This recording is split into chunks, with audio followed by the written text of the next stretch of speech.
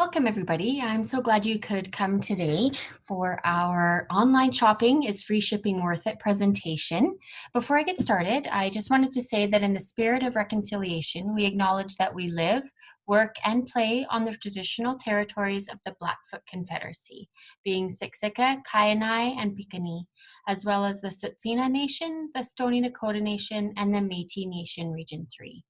I also wanted to welcome all the people who make their homes here in the Treaty 7 region of Southern Alberta and hope you're having a wonderful day. I welcome you today. My name is Jody and I am one of the financial empowerment facilitators here at Momentum. And I'm just going to go ahead and present today on online shopping. But before I do, I did want to tell you guys a little bit about our programs. Right now, we don't really have any in-person programs running.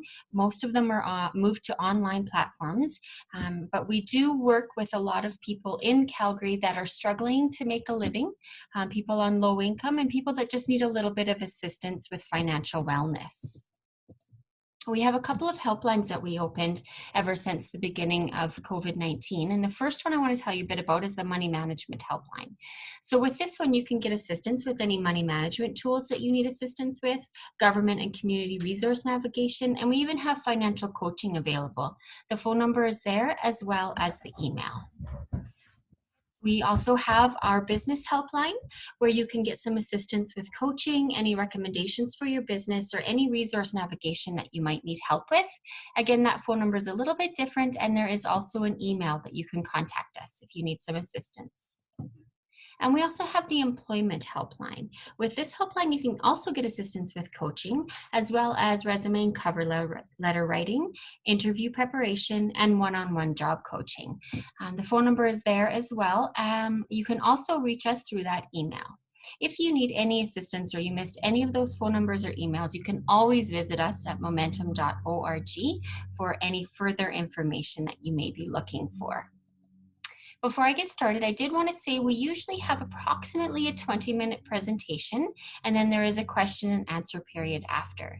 If you have any questions that you're looking for assistance with, please use the question and answer feature. It is easier to keep track of the questions there rather than the chat because things often get lost in the chat feature. I did also want to let everybody know this is being recorded. So if you miss anything or there's anything that you want to rehear, it will be posted on our YouTube channel. As well as any of the previous Money Talks. If you're interested, you can visit momentum.org or go to our YouTube channel for any more. So I'm going to go ahead and get started and chat a little bit today about free shipping. So what is free shipping?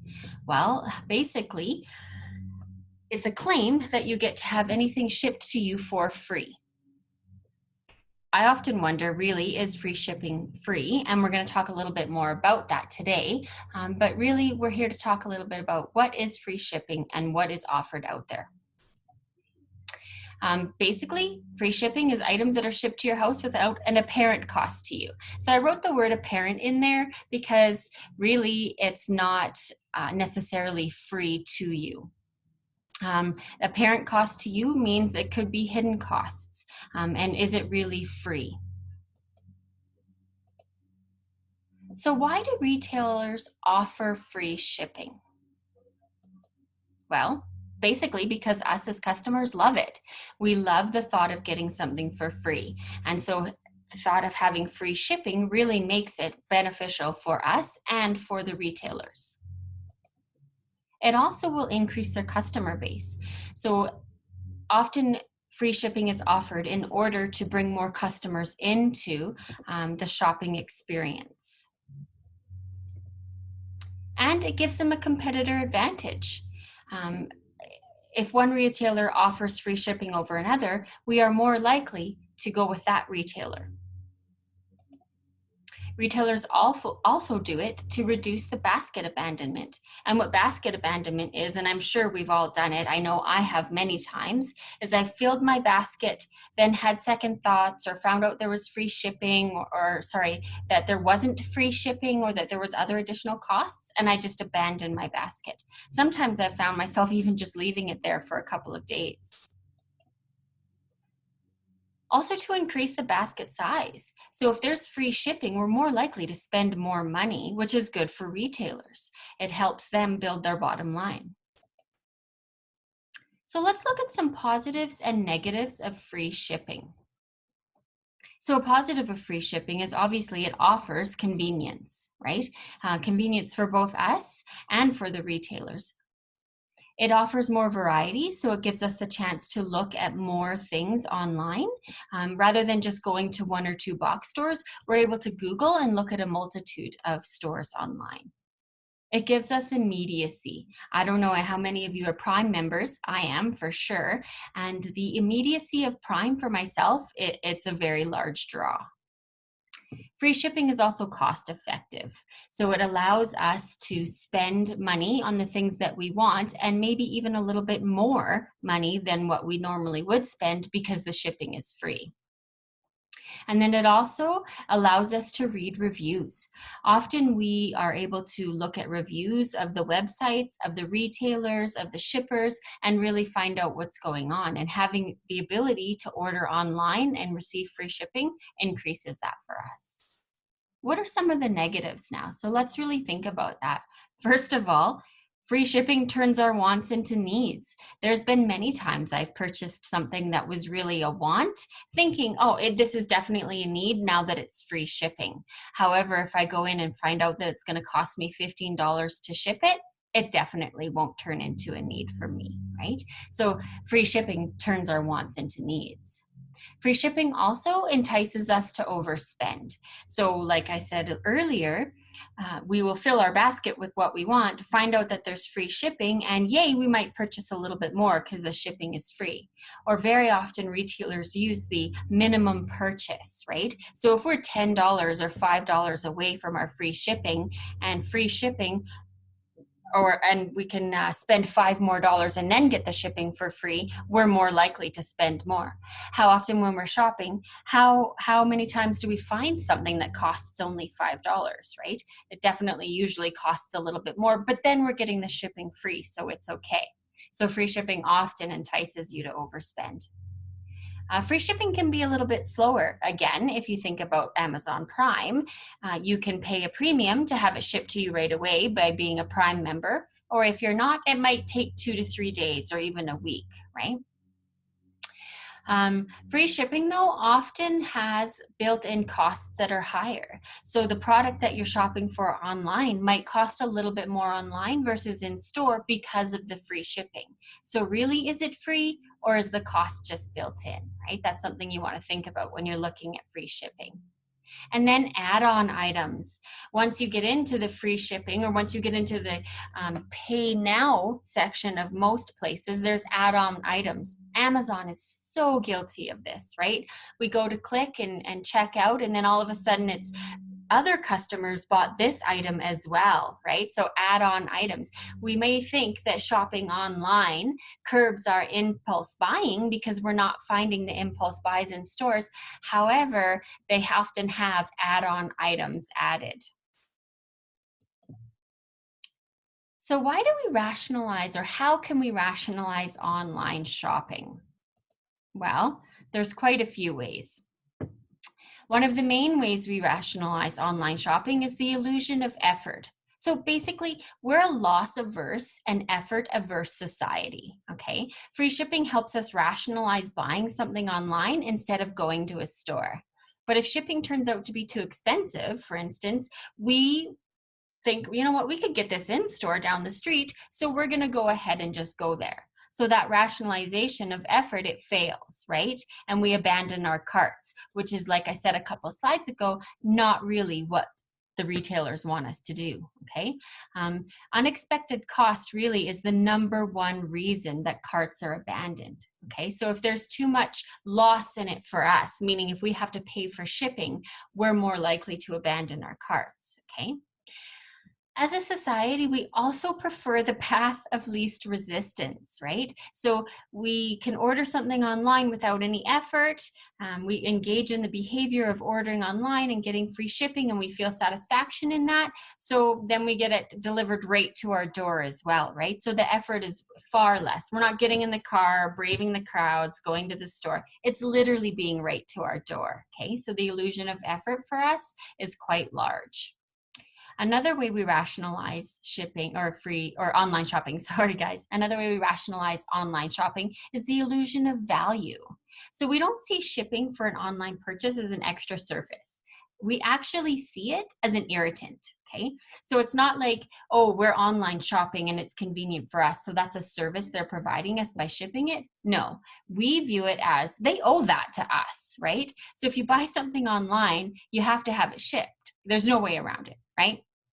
So this is pretty different from the traditional model, right? Where having an item shipped to your house is above and beyond. It's a special service because everyone else has to go to the store. So us for online shopping, we don't look at it as a service. We look at it as a right? So because shipping is required, we perceive the shipping costs for online purchases as an annoying extra fee. Right? So online shop or free shipping is really what entices us to purchase more. The rationalization of the illusion of choice. Okay, so we love being in control and we love having choices as people, right? Consumers love making choices, even if we feel like they're artificial or even if they are artificial. So seeing free shipping gives us a choice. Okay, so this shipping is free. So I can go to the store or I can sit here in my pajamas watching Netflix and ordering as much stuff as I want on Amazon. It's a choice for us, right? And very often we will choose to just stay at home and do that. We also get to choose between adding additional items to receive free shipping. Oh, this is great. I can just add this other item for $35 and get free shipping. This is fantastic, right? So when we think about the cost effectiveness of shipping, we really want to be looking at making the choice between free shipping and the next cheapest option. And what is that, right? A choice between two options, one of which appeals to our desire to acquire more stuff, which we all have, is the simplest and most appealing kind of choice out there. Okay, we know companies aren't taking a loss on shipping, guys. We know they aren't, right? They're getting their money somehow, whether it's through additional costs in regular purchases or having you put a few more items in your cart. But when it's presented as a choice, we feel better about it, right? We don't feel like it's not really our choice. And then, of course, the last rationalization for online shopping is the illusion of free. And I think this is one of the most prevalent ones there, okay? When we see something is free, we automatically overvalue it. That's free, so it's got to be valuable. And I know I'm definitely guilty of that for myself.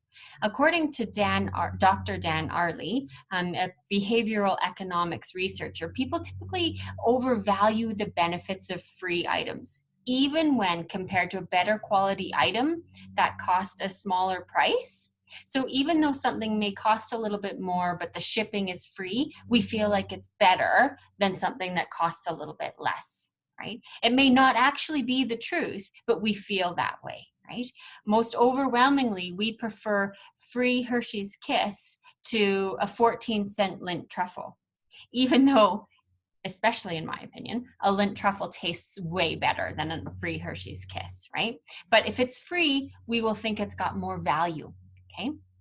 The concept of free, it's so powerful, guys, that when Amazon introduced free shipping in some European countries, the numbers of orders increased dramatically, everywhere but France, which is interesting.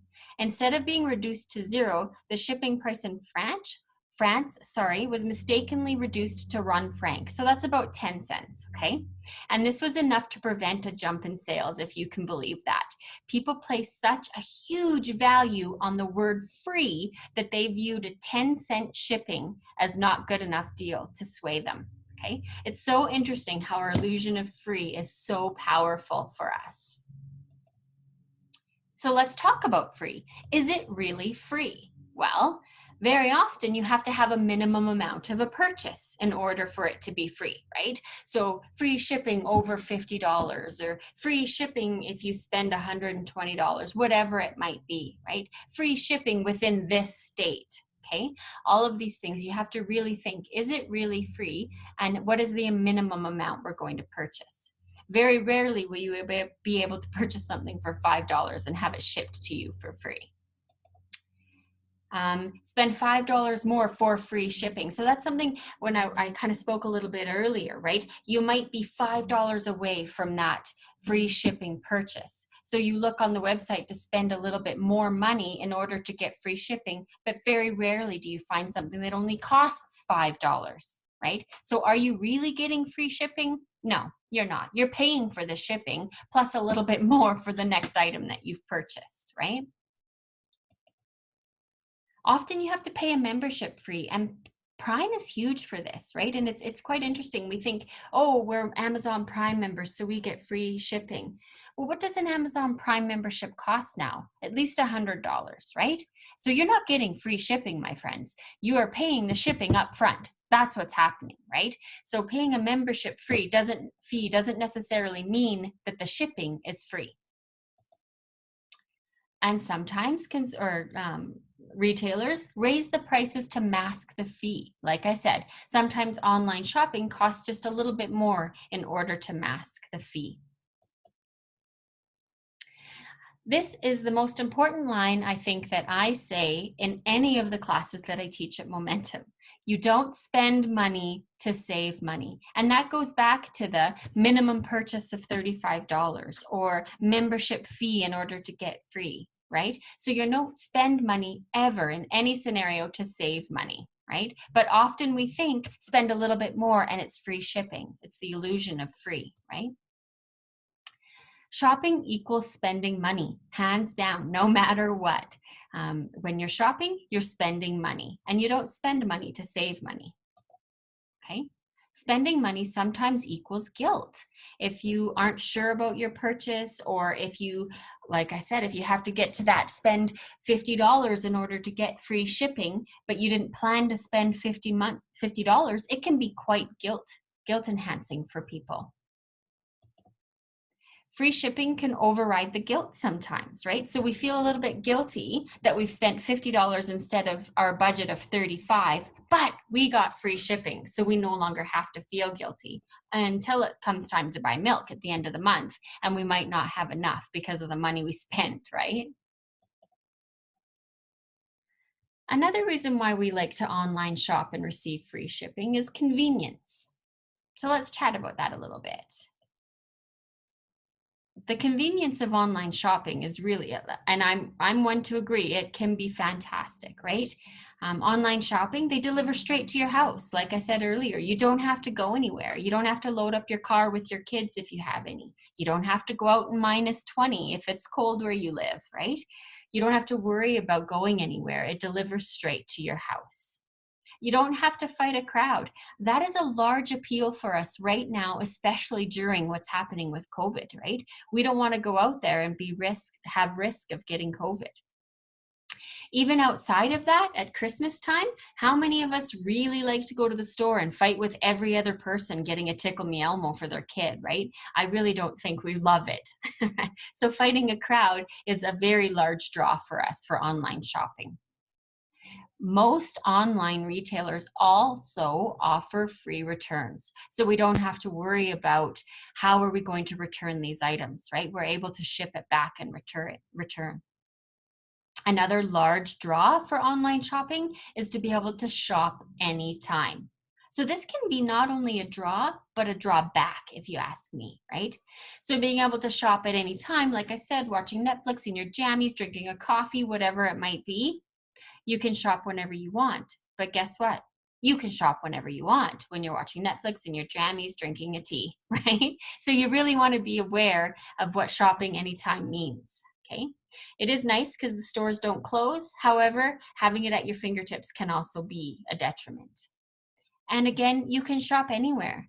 If that store, that little boutique that you love that cute little shirt from is only in, I don't know, California, but they have shipping, you can still get that shirt, right? Whereas you might not be able to if you're only looking to shop at the box stores, right? It can be quite convenient to online shop. So how do you make free shipping work for you? Because this is more than just about why free shipping is bad. It can work for you and it can be very good. First of all, know your budget.